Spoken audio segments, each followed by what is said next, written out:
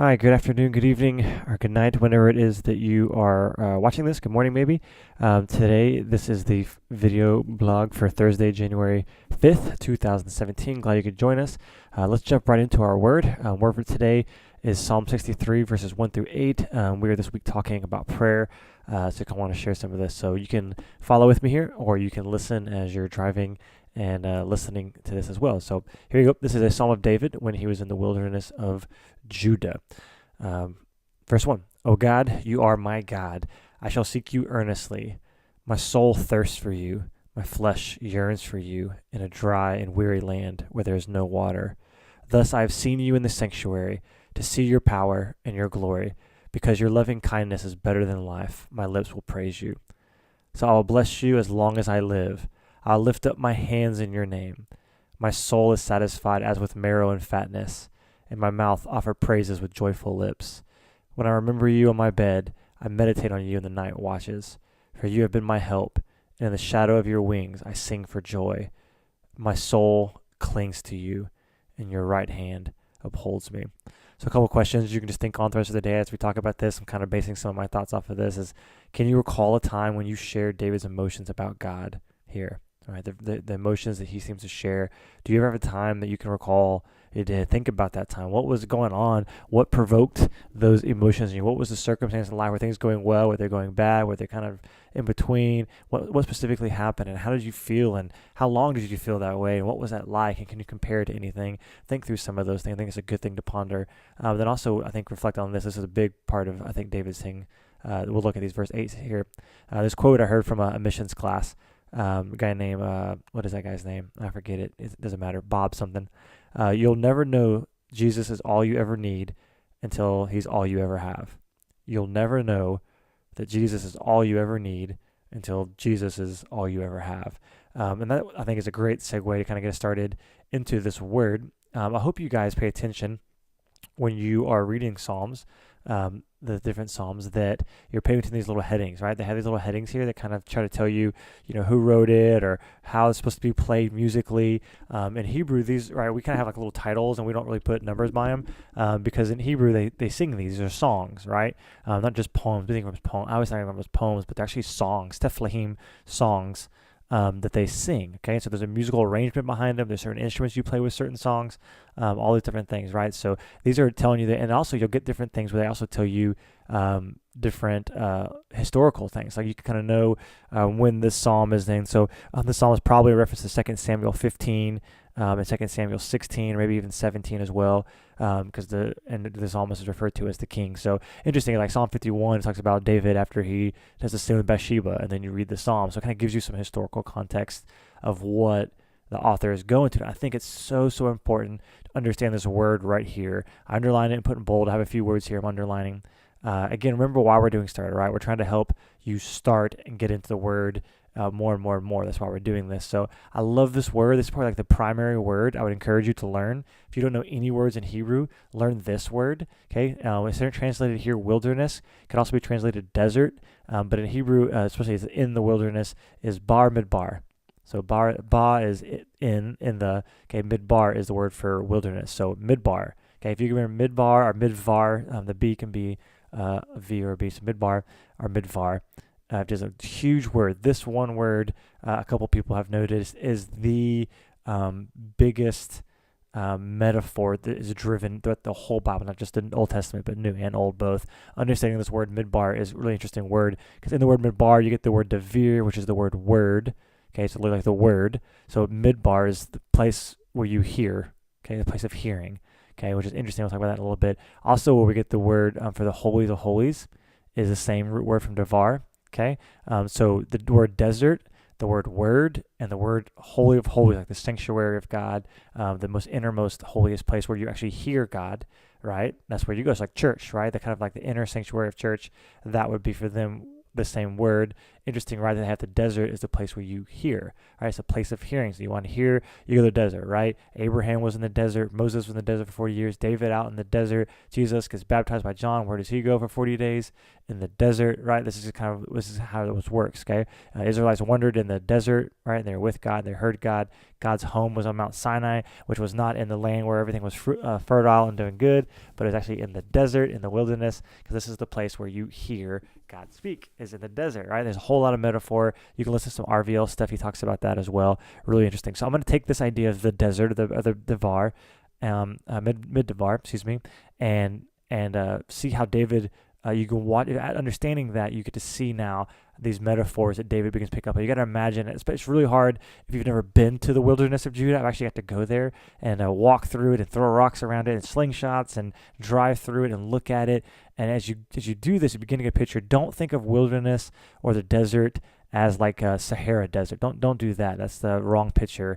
If you guys ever watched Star Wars, The New Hope, the number 4, the very first one, when R2 and C-3PO, they crash, right? They land first in the very beginning of the movie in Tatooine. They crash, and there's all this sand, like Sahara, and then C-3PO goes one way, and then R2-D2 goes the other way. Okay, R2-D2 goes to the way, and what that kind of terrain's kind of like rocky, but it's desert, right? There's nothing living there. It's all deadness, but it's really rocky. It's not sandy as much. It's very rocky. That's the picture of the that's what the picture in my mind of the wilderness in Israel looks like. It's more like that, or like where Jabba's palace is. That's like that kind of terrain right there. That's the wilderness of Judah. That's a good picture in your head. That's what I can visualize when I'm looking at this word and thinking about that. So have that in your head. Imagine if you've written the context of Samuel, you know why he's there. He's being chased by his enemies. He's in this tough place. It's a tough place to live.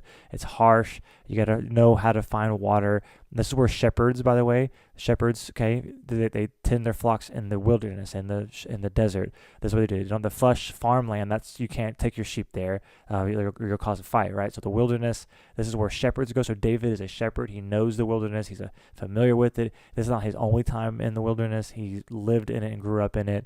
And that's why later you see he says, "Lord is my shepherd, I shall not want." And he gets the same idea from this. So know that. Follow with me. Okay, good setup. All right, let's check out verse 1. Oh God, you are my God. Right? Interesting. Not just the God or a God, but God, you're my God. Very Hebrew way of saying that. I shall seek you earnestly.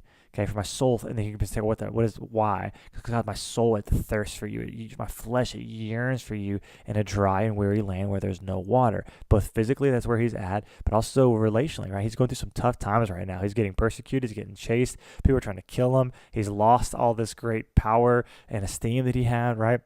And now, so metaphorically, he's in a place where there's no water, there's no life, there's no joy, there's no goodness, right? But also, literally, he is in this place. He's walking around in a place where there's dry and weary land, there's no water, but also in his life, he's in there. And that's what me and you can come into the story, because we've all been in a place like that before, or we will soon. Okay, but I like this word earnestly. I looked up this word earnestly. I could tell you the word later. Now, you don't care that much, but the word means at dawn. I'll seek you early. It literally means at dawn or in the morning. And so when they say that, hey, I'm going to get up early. I'm going to get up, at 4 a.m.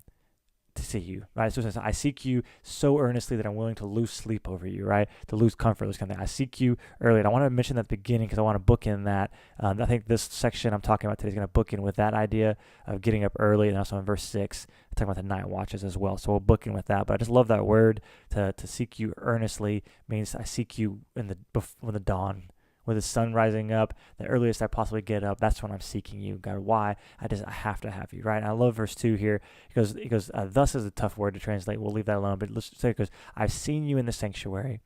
And then it is very interesting. He goes, why? He gives a why. To see your power and your glory. So it's really interesting. This word seen here and this word see here are actually two very different words, right? This word see here is the same word we would use for see. Like I see Eleanor over there, right? But this word here, seen, means to gaze at mentally, right? So I don't know if thus is the right word, or I think maybe thus, or because I do these things, I'm gazing mentally. I'm in the desert. I'm not in the sanctuary, but I'm in the desert, and I'm gazing mentally. I'm picturing myself in the sanctuary, in the holies, this Kodesh.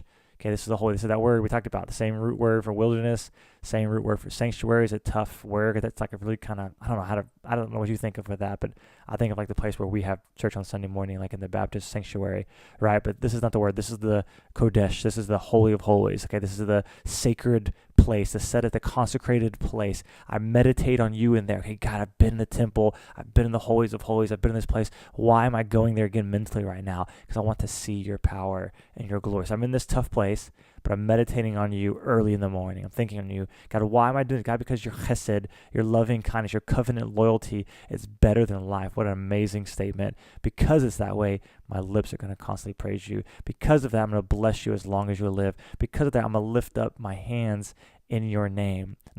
Interesting. I'm not going to lift up my hands to your name, but in your name. Lift up my hands to work. Lift up my hands to pray. Lift up my hands to praise. Lift up my hands to give up money. Lift up my hands to shout and give high fives. You think when you give a high five, you always lift your hand up in joy, right? So I'll bless you as long as I live. I lift my hands up there. Interesting thing there. And then I love verse 5. There's so much here in verse 5, right? I first read this, like, my soul is satisfied with you, was with marrow and fatness. My mouth offers praises and joy. I always thought at first, I was thinking this, like, my soul is satisfied with marrow and fatness, and that's a weird thing for us. But the fat part, if you have a good ribeye steak, the fat is where the juicy is, where all the taste is right there. I think, like satisfying, like, oh man, like that's a satisfying taste, right? But actually this word here, I looked it up. This word actually means to be full to the max. Okay, and the word I thought I was like a buffet here. This is when you can't eat anymore. So my soul is not just satisfied with the taste, right? But my soul is satisfied to the fullest. Like I can't get any more satisfied. I can't possibly eat anymore. My soul, my essence, my life, my who I am as a being, I can't possibly fit any more satisfaction with you in there. I can't. My soul is just satisfied. It's overflowingly full, okay? Which is a really, really ironic picture if you think about where he's at. He's in this dry and weary land where there's no water, and there is no water, that means there's no food. But he's saying, but I'm so satisfied. I see this contrast, right? I should be here, and this is where this quote comes in really well down here. I have nothing.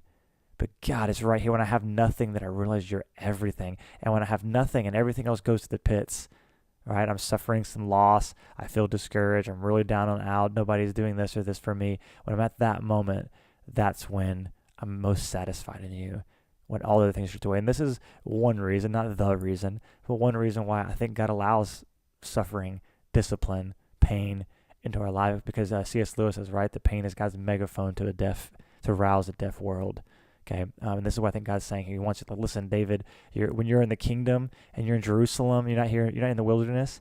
Okay, but you're a little bit farther west, and you're in Jerusalem, and you're in your nice temple. You're in your nice palace. You got everybody worshiping you, telling you how awesome you are, how amazing you are. You're not looking for my approval because you have everybody else's approval. But when you're out in the desert, when you're in the midbar, and it's dry and weary, and there's nothing there, and you realize all of your awesomeness and your pride gets stripped away. That is where you're most going to be satisfied in Him. The desert is a place where we hear God and we find satisfaction because we're stripped away. This is why meditating, this is why mission trips, this is why church camps, if you grew up in church, are so amazing. This is so good because you just get rid of all the other distractions. Why our week of prayer and fasting is coming. This is why we pray, to get away from all the busyness of it. Chris has a great blog, if you didn't read yesterday's blog, talking about Martin Luther's thing, like I got so much going on today, therefore I must, instead of praying for 2 hours, I must pray for 3 hours because I'm so busy today. So because I'm so busy, I've got to spend more time, because if I forget this, I'm in trouble. RVL, Ray Vander has this great quote. He says, you might be out of the desert of life, right? But don't ever let the desert get out of you. And this is what he means. Don't ever not be satisfied to the full up to the max with God, that you forget, right? Which is why you see in verse 6, he says, I remember. We'll come back to verse 6 in a second, but let's check out verse 7, right? He says, okay, I remember you, all these night watches. He goes, why? Why am I so sad? Why am I remembering? Why am I blessing him? Why am all these things? Because you've been my help, which that word, you could go off forever, a lot of good stuff here, but you've been my help. And in the shadow of your wings, I sing for joy. 2 words here, shadow and the wings, really interesting. Okay, the word shadow here in Hebrew literally means your shade, or your defense, or I really like this word, my shelter, right? In the shelter of your wings. What is this wings? Wings is the edge. It literally means the edge. So wings is not literally what this word means. It says, and in the shelter of your edge, I sing for joy. So it's a picture here. Okay, it's edge. It could be an edge of a garment, edge of a skirt, edge of a wings of an animal, like the very extension, the edges of that, or like a corner of a table, the edges, right? You see this is also the edge of Jesus' garment touched by the woman who's bleeding. Ruth grabs the edge of Boaz's garment as well. Okay, this idea of wings, the edge of the bird, says that God, the edge of you, even just the edge, not even the intimate, most inside part, just the tip, just the edge of you is a shelter for me. God, you've been my help. God, I'm just beginning to taste your goodness. I'm just beginning to understand your greatness and who you are, and just being at the very, very tips of the edge of the shelter. And again, keep in mind where David's at. David is dying for shelter. He's out in the desert. It's hot. Sun's beating down on you. You die without shade there. It's too hot to survive. You can't do it without shade. And he's saying, listen, your shade is the one I want. I've been able to hike up Masada 3 times now. And I tell you, man, that place is hot. And every now and then there's a little bitty cleft in the rock where I can get a little bit of shade, kind of duck my head in there, drink some water for a second. Oh, it's heavenly. It is heavenly. And here's what David's saying is that's got just a tip, just a little bit of your edge. It's the edges of your shadow, edges of your shelter, of your shade. It's your defense that causes me to sing for joy.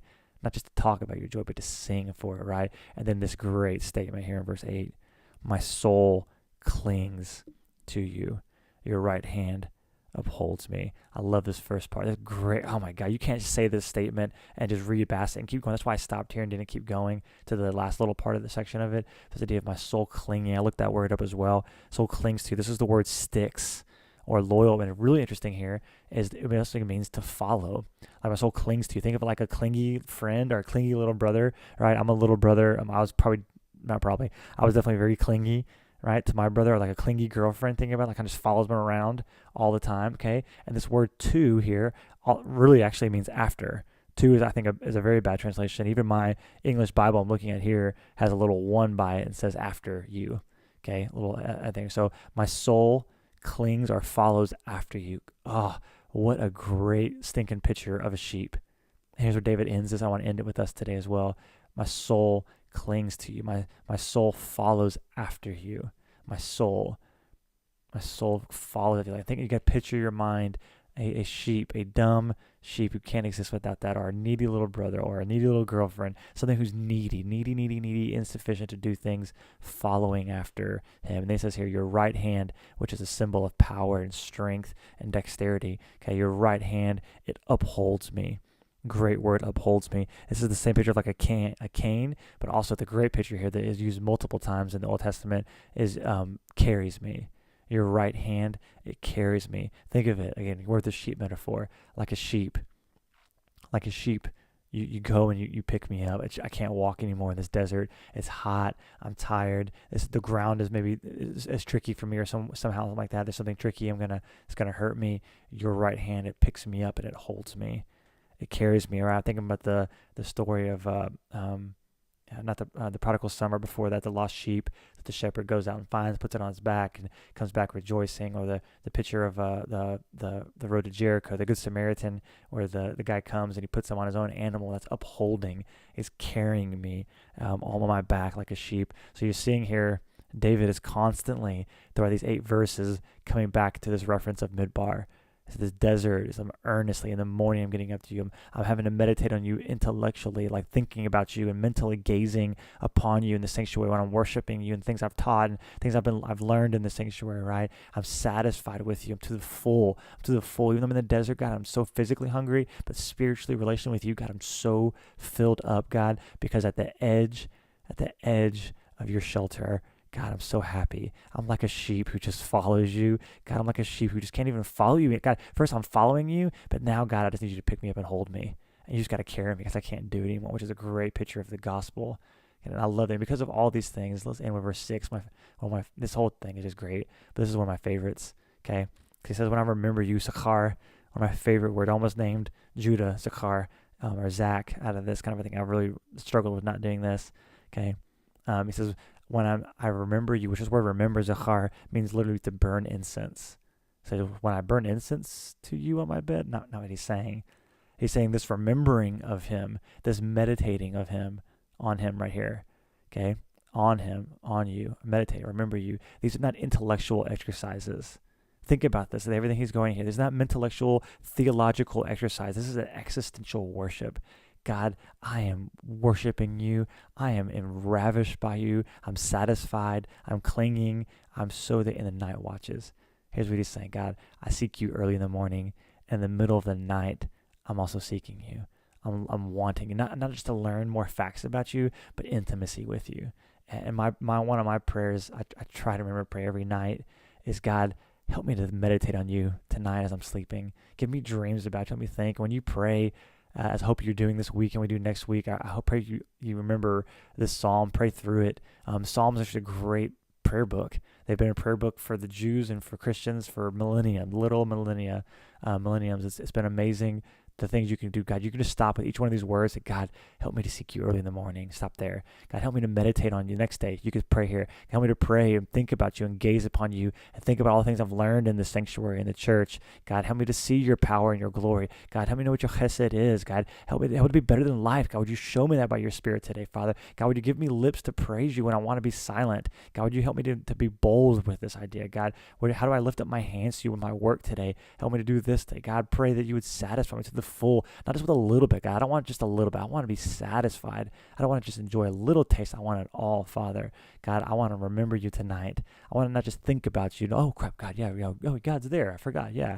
No, not that kind of remember, but God, I want to salivate when I think about your name all night long. I want to wake up in the middle of the night with thoughts about you and what you're doing. God, I want to just have the tip of your shoulder. I want to be in your shoulder. God, help me to do that. The next day, you could pray, God, help me to follow you.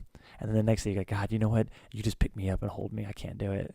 I mean, there's so many things to pray through here as you go through this. I just wanted to give you just some insights and thoughts of this. But the biggest thing is just to seeing the passion of David, for me, is a great, great, great picture of what does it mean to be a Christian. And David, as awesome as David is, and as many great things as David saw, he still has never, we have something even greater than David had. David never had Jesus. He never had the physical, incarnate, gospel truth, death, burial, and resurrection of Jesus that me and you have here today. So David is saying this without even seeing everything that we've seen in the sanctuary and learning things we've learned. We've learned Jesus actually died and the physical person historically has happened, and he's marveling at this, and it's an inadequate, it's unfinished, the truth that he has. He knows it in the future tense. In faith, we know it in reality that these things have happened. So how much more so should it be for us? So I ask you to reflect on this question. Just, you never know Jesus all you have. So Jesus is all you ever, you never know Jesus all you need until he's all that you have. Now my prayer for myself is, God, help this not to be true about me. God, yeah, I feel like I've learned this in some pain. I don't want to learn through any more pain personally. God, help me to remember. Help me to, even though I might be out of the desert right now physically, God, help me to never let this desert out of me. And maybe to a few of you, just encourage lastly here that, hey, if you're in a place where things are kind of tough and you are in the desert, hey, I don't know why, and God knows why all these things are happening to you, whatever they are, but realize this will never happen with you and Jesus. Probably, this pain you're feeling is because you put too much longing and desire and satisfaction in something else. You're actually following after something else. You're actually something else to hold you up, and the loss of that is unbearable to you. So death can either take you from your treasure or to your treasure, depending on where you hide it. So hide it where it's most secure. Love you guys. Have a great day. Meditate on him. Think about him. Pray to him. Spend time in his word. Know the word of God. I should always say, know if you want to know the word of the Lord of the word, you have to know the word of the Lord. Spend time knowing this. This will help you to pray this week and meditate on him. Use the Bible. Use Psalm 63. You got at least a week right there. I just gave you of prayers you can just pray and chew on. So hope they're good for you. Hope they work. And let us know. Of course, always give us some comments down at the bottom. We'd love to hear if this is working for you or not, or any feedback or questions you might have. We'd love to answer those. So please throw some stuff down there for us. All right, guys. Peace out. Have a good one.